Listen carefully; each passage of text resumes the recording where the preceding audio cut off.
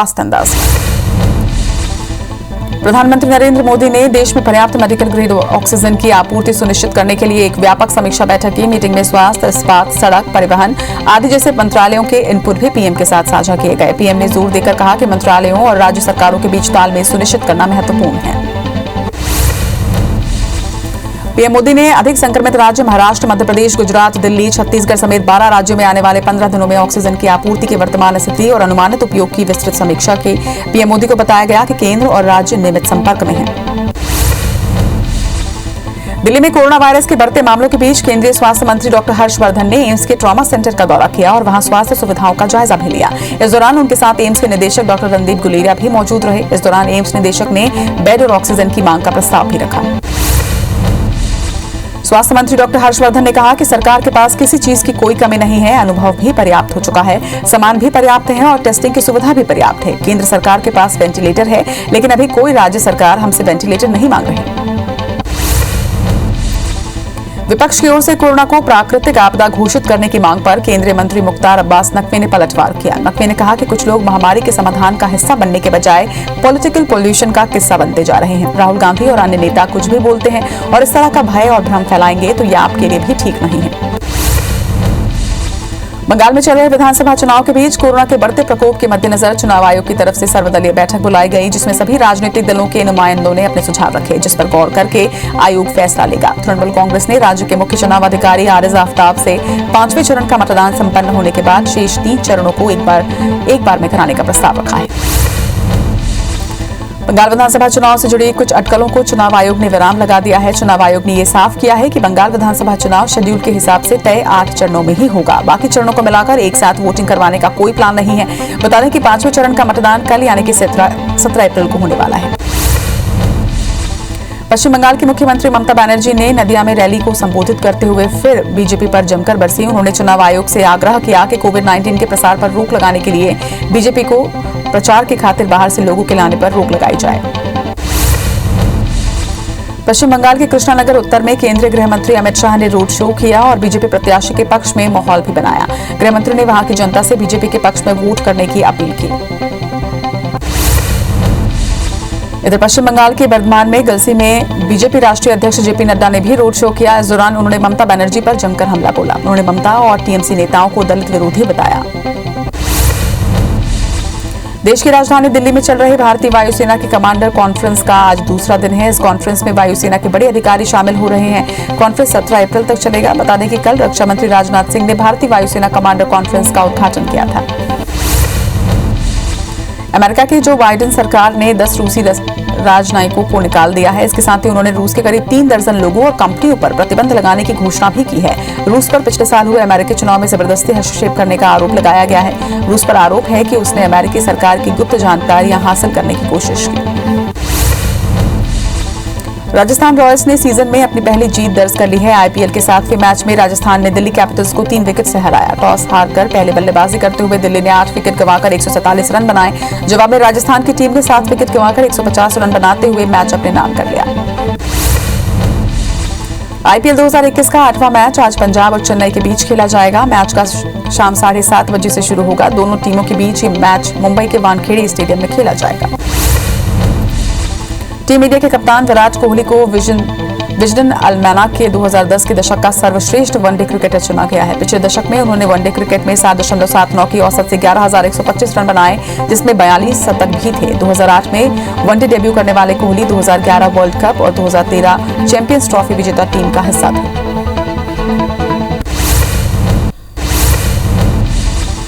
दुनिया भर में कोरोना केस 13 करोड़ 96 लाख को पार कर चुके हैं। वहीं अब तक 29,99,000 मरीजों की मौत हो चुकी है। दुनिया भर में 11 करोड़ 87 लाख मरीज कोरोना को हराकर स्वस्थ हुए हैं।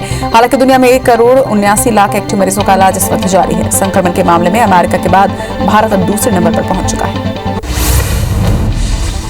देश में एक दिन में कोरोना के रिकॉर्ड 2,16,000 नए मामले सामने आए, जिससे कुल आंकड़ा 1 करोड़ 42 लाख के पार पहुंच चुका है। वहीं 1,182 नई मौत के साथ अब तक 1,74,000 मरीजों की मौत हो चुकी है। संक्रमण के मामले में भारत दुनिया में दूसरे नंबर पर पहुंच चुका है। हालांकि देश में 24 घंटे में 1,17,000 मरीज स्वस्थ भी हुए हैं।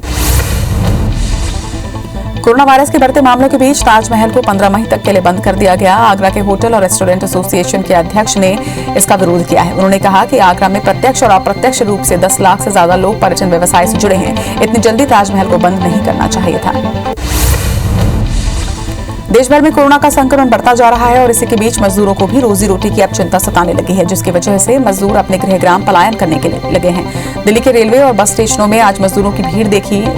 इसमें कई मजदूर बिहार, यूपी जाने के लिए निकले हैं। हरिद्वार में कोरोना के मामलों में अचानक बढ़ने लगे हैं, जिसके बाद निरंजनी अखाड़ा और आनंद अखाड़ा दोनों ने 17 अप्रैल को कुंभ मेले की समाप्ति करने का ऐलान कर दिया है। अखाड़े के सचिव महंत रविंद्र पुरी ने कुंभ मेले के समापन की घोषणा की है। उन्होंने कहा कि मुख्य शाही स्नान संपन्न हो गया है। कांग्रेस नेता रणदीप सिंह सुरजेवाला भी कोरोना पॉजिटिव पाए गए हैं। सुरजेवाला ने ट्वीट कर इसकी जानकारी दी कि वो कोरोना से संक्रमित हैं। इसके साथ ही सुरजेवाला ने अपने संपर्क में आए लोगों से कोरोना जांच करवाने की अपील की है। पंजाब में अकाली दल नेता हरसिमरत कौर कोरोना पॉजिटिव हुई हैं और अपने संपर्क में आए लोगों से कोरोना जांच करवाने की उन्होंने अपील की। हरसिमरत कौर ने ट्वीट कर कहा कि उनका कोरोना टेस्ट पॉजिटिव आया है। उनमें संक्रमण के हल्के लक्षण पाए गए हैं। फिलहाल वो होम आइसोलेशन में। इधर महाराष्ट्र में 61,000 नए मामलों के साथ कुल आंकड़ा 36,39,000 को पार कर चुका है। राज्य में 349 मौत के साथ अब तक 59,153 मरीजों की यहां मौत हो चुकी है। वहीं एक्टिव मरीजों का आंकड़ा 6,20,000 को पार कर चुका है। राज्य में 53,000 से ज्यादा नए मरीज स्वस्थ भी हुए हैं। मध्य प्रदेश में 10,166 नए केस मिलने से आंकड़ा 3,73,000 को पार कर चुका है। वहीं प्रदेश में 53 मरीजों की मौत से कुल आंकड़ा 4,365 पर पहुंच चुका है। मध्य प्रदेश में एक्टिव मरीजों की संख्या 55,694 पर है। इधर बढ़ते संक्रमण के बीच प्रशासन ने सख्तियां बढ़ा दी हैं। इंदौर में कोरोना की दूसरी लहर में कुछ ऐसे लोग भी चपेट में आ रहे हैं जो पहले संक्रमित हो चुके हैं। उनके शरीर में तैयार हुई एंटीबॉडी कोरोना के नए स्ट्रेन को रोकने में कमजोर साबित हो रही है। मगर ये राहत की बात है कि दोबारा संक्रमित हो रहे मरीजों की मौत नहीं हुई है। मरीज होम आइसोलेशन में रहकर ठीक भी हो रहे हैं। बढ़ते संक्रमण के बीच मध्य प्रदेश के सतना जिले में आज से कोरोना कर्फ्यू लगाया जा रहा है। इसके लिए कलेक्टर ने आदेश भी जारी कर दिए हैं। जारी आदेश के मुताबिक आज शाम 6 बजे से 25 अप्रैल तक पूरे जिले में कोरोना कर्फ्यू जारी रहेगा। बता दें कि मध्य प्रदेश के आधे से ज्यादा जिलों में अब कोरोना कर्फ्यू जारी है। छत्तीसगढ़ में 15,256 नए मरीजों के साथ आंकड़ा 5,01,000 को क्रॉस कर चुका है। तो वहीं एक्टिव मरीजों का आंकड़ा प्रदेश में 1,21,000 के पार है। 135 मरीजों की मौत के साथ कुल मौत का आंकड़ा 5,442 पर पहुंच चुका है।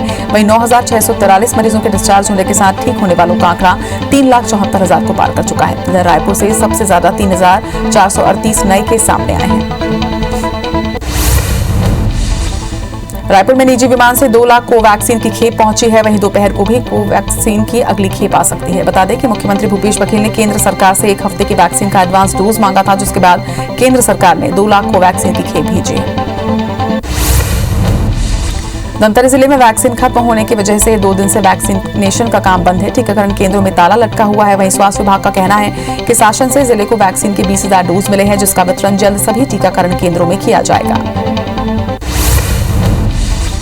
जांजगीर का शक्तिगुड़ी गांव इन दिनों कोरोना का हॉटस्पॉट बना हुआ है। 500 की आबादी वाले गांव में 135 लोग कोरोना संक्रमित पाए गए हैं। जानकारी के मुताबिक सभी ग्रामीण एक शादी समारोह में शामिल हुए थे। फिलहाल सभी का होम आइसोलेशन में इलाज किया जा रहा है।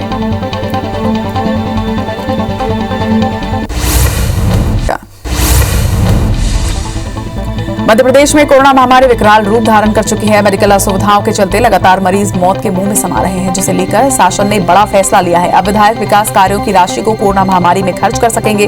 राज्य शासन ने इसके लिए आदेश जारी कर दिया है।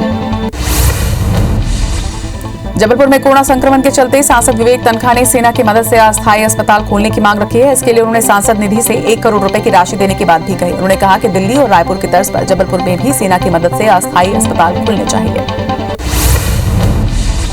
भोपाल में चिकित्सा शिक्षा मंत्री विश्वास सारंग ने रेमडेसिविर इंजेक्शन को लेकर एक बयान दिया है। उन्होंने कहा कि रेमडेसिविर इंजेक्शन अब सभी प्राइवेट और शासकीय अस्पतालों में उपलब्ध होंगे, जहां डॉक्टर के लिखने पर ही इंजेक्शन मिलेगा। उन्होंने ये भी कहा कि केमिस्ट की दुकान से कालाबाजारी होती है। पूर्व सीएम कमलनाथ ने सीएम शिवराज सिंह चौहान को पत्र लिखा है। उन्होंने ये पत्र निजी लैब में कोरोना जांच दर कम करने की मांग करते हुए लिखा। इसके साथ ही जांच शुल्क को लेकर सरकार से जरूरी कदम उठाने के लिए भी कहा। दमोह उपचुनाव में 17 तारीख को मतदान होने हैं। इसके पहले आज सुबह से ही मतदान सामग्री का वितरण शुरू हो चुका है। वहीं मतदान दल सामग्री लेकर मतदान केंद्रों की ओर रवाना हो चुके हैं। इसके साथ ही पुलिस दल भी मतदान केंद्रों के लिए रवाना हो रहे हैं। बता दें कि दमोह के 2 लाख से ज्यादा मतदाता मतदान करेंगे। कवर्धा की पंडरिया विधायक ममता चंद्राकर के लापता होने का एक पोस्ट सोशल मीडिया में वायरल हो रहा है, जिसमें विधायक के अपने क्षेत्र से नदारद रहने का उल्लेख किया गया है। वहीं इस पोस्ट को लेकर विधायक ममता का कहना है कि वो अपने क्षेत्र की सभी समस्याओं से अवगत हैं। बलरामपुर के मधुपुर में IBC 24 की खबर का एक बार फिर से असर हुआ है। खबर दिखाए जाने के 5 दिनों के अंदर ही यहां बोर खनन का काम शुरू हो चुका है, जिससे यहां महिलाओं को अब पानी लेने के लिए मशक्कत नहीं करनी पड़ेगी। बता दें कि पानी की समस्या की वजह से यहां के लड़कों की शादी नहीं हो रही थी।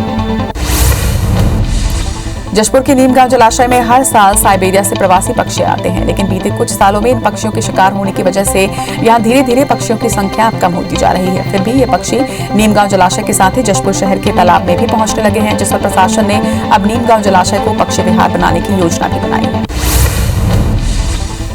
ग्वालियर पुलिस ने एक बड़े सेक्स रैकेट का भांडाफोड़ किया है। इसके साथ ही 5 युवती और 1 युवक को गिरफ्तार भी किया। पुलिस के मुताबिक गिरफ्तार युवतियां दिल्ली कोलकाता की रहने वाली हैं, जो यहां आकर देह व्यापार करती थी। फिलहाल पुलिस आगे की कार्रवाई में जुट गई है।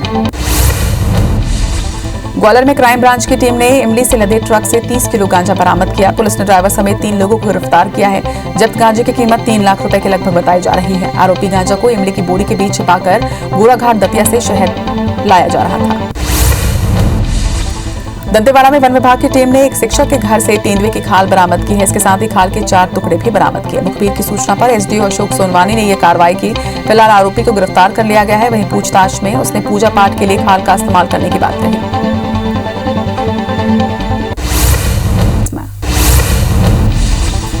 कोरोना के बढ़ते मामलों को लेकर चुनाव आयोग ने पश्चिम बंगाल विधानसभा चुनाव को लेकर नई गाइडलाइन जारी की है। चुनाव आयोग ने चुनाव प्रचार के समय में कटौती करने के साथ ही चुनाव प्रचार थमने के समय को बढ़ा दिया है। चुनाव आयोग ने बताया कि अब पश्चिम बंगाल विधानसभा चुनाव के बाकी बचे 3 चरणों के लिए प्रचार सिर्फ सुबह 10 बजे से शाम 7 बजे तक ही हो सकेगा। इसके अलावा अब चुनाव प्रचार 48 घंटे की बजाय 72 घंटे पहले ही थम जाएगा। प्रधानमंत्री नरेंद्र मोदी ने देश में पर्याप्त मेडिकल ग्रेड ऑक्सीजन की आपूर्ति सुनिश्चित करने के लिए एक व्यापक समीक्षा बैठक की है। मीटिंग में स्वास्थ्य, इस्पात, सड़क परिवहन आदि जैसे मंत्रालयों के इनपुट भी पीएम के साथ साझा किए गए। पीएम ने जोर देकर कहा कि मंत्रालयों और राज्य सरकारों के बीच तालमेल सुनिश्चित करना महत्वपूर्ण है। पीएम मोदी ने अधिक संक्रमित राज्य महाराष्ट्र, मध्य प्रदेश, गुजरात, दिल्ली, छत्तीसगढ़ समेत 12 राज्यों में आने वाले 15 दिनों में ऑक्सीजन की आपूर्ति की वर्तमान स्थिति और अनुमानित उपयोग की विस्तृत समीक्षा की। पीएम मोदी को बताया गया कि केंद्र और राज्य नियमित संपर्क में हैं। कोरोना की बेकाबू होती स्थिति के बीच केंद्र सरकार ने छत्तीसगढ़ और उत्तर प्रदेश को क्वारंटाइन, ऑक्सीजन, आईसीयू बिस्तर के साथ ही एम्बुलेंस की संख्या बढ़ाने के निर्देश दिए। इसके साथ ही कोविड-19 के मामलों का जल्द पता लगाकर मृत्यु दर में कमी लाने और राष्ट्रीय उपचार प्रोटोकॉल का पालन करने का सुझाव दिया। दिल्ली में कोरोना वायरस के बढ़ते मामलों के बीच केंद्रीय स्वास्थ्य मंत्री डॉक्टर हर्षवर्धन ने एम्स के ट्रॉमा सेंटर का दौरा किया और वहां स्वास्थ्य सुविधाओं का जायजा लिया। इस दौरान उनके साथ एम्स के निदेशक डॉक्टर रणदीप गुलेरिया भी मौजूद रहे। इस दौरान एम्स निदेशक ने बेड और ऑक्सीजन की मांग का प्रस्ताव भी रखा। स्वास्थ्य मंत्री डॉक्टर हर्षवर्धन ने कहा कि सरकार के पास किसी चीज की कोई कमी नहीं है। अनुभव भी पर्याप्त हो चुका है, सामान भी पर्याप्त है और टेस्टिंग की सुविधा भी पर्याप्त है। केंद्र सरकार के पास वेंटिलेटर है, लेकिन अभी कोई भी राज्य सरकार हमसे वेंटिलेटर नहीं मांग रही है।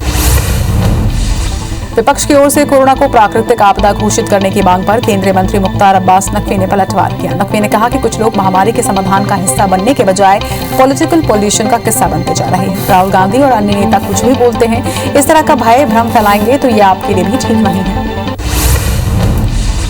केंद्रीय मंत्री प्रकाश जावड़ेकर की कोरोना रिपोर्ट पॉजिटिव आई है। उन्होंने खुद ट्वीट करके इसकी जानकारी साझा की। इसके साथ ही उन्होंने संपर्क में आए लोगों से भी कोरोना टेस्ट करवाने की अपील की है। उन्होंने कोरोना के लक्षण दिखने पर यह टेस्ट करवाया था। कांग्रेस नेता रणदीप सिंह सुरजेवाला भी कोरोना पॉजिटिव पाए गए हैं। सुरजेवाला ने ट्वीट कर इसकी जानकारी दी कि वो कोरोना से संक्रमित हैं। इसके साथ ही सुरजेवाला ने अपने संपर्क में आए लोगों से कोरोना जांच कराने की अपील भी की। पंजाब में अकाली दल नेता हरसिमरत कौर कोरोना पॉजिटिव हो चुके हैं और अपने संपर्क में आए लोगों से कोरोना जांच करवाने की उन्होंने अपील की। हरसिमरत कौर ने ट्वीट कर कहा कि उनका कोरोना टेस्ट पॉजिटिव आया है, उनमें संक्रमण के हल्के लक्षण पाए गए। फिलहाल वो होम आइसोलेशन में है। कोरोना के खतरे को देखते हुए आईसीएसई बोर्ड ने 10वीं और 12वीं की बोर्ड परीक्षाओं को स्थगित करने का फैसला लिया है। इन परीक्षाओं की नई तारीखों का ऐलान जून के पहले सप्ताह में किया जाएगा। इससे पहले सीबीएसई ने 10वीं की परीक्षा को रद्द और इंटरमीडिएट की परीक्षा को स्थगित करने का फैसला लिया था। नीरव मोदी के भारत प्रत्यार्पण की ब्रिटेन के गृह मंत्रालय ने मंजूरी दे दी है। अब उसका भारत आना तय हो चुका है। फरवरी में ब्रिटेन की वेस्टमिंस्टर कोर्ट ने नीरव के प्रत्यार्पण पर आखिरी सुनवाई हुई थी। कोर्ट ने भी नीरव को भारत भेजने की मंजूरी दे दी। जज सैमुअल रूसी ने कहा था कि नीरव मोदी को भारत में चल रहे केस में जवाब देना होगा। भोपाल में कोरोना संकट के बीच बीजेपी सांसद प्रज्ञा ठाकुर की तलाश की जा रही है। उन्हें तलाशने के लिए एनएसयूआई ने बीजेपी मुख्यालय और प्रज्ञा के लोकसभा क्षेत्र भोपाल में जगह जगह लापता के पोस्टर चिपकाए हैं। एनएसयूआई ने उनका पता बताने वाले व्यक्ति को उचित इनाम देने का भी ऐलान किया है। कवर्धा के पनेरिया विधायक ममता चंद्राकर के लापता होने का एक पोस्ट सोशल मीडिया में वायरल हो रहा है, जिसमें विधायक के अपने क्षेत्र से नदारद रहने का उल्लेख किया गया है। वहीं इस पोस्ट को लेकर विधायक ममता का कहना है कि वह अपने क्षेत्र की सभी समस्याओं से अवगत है।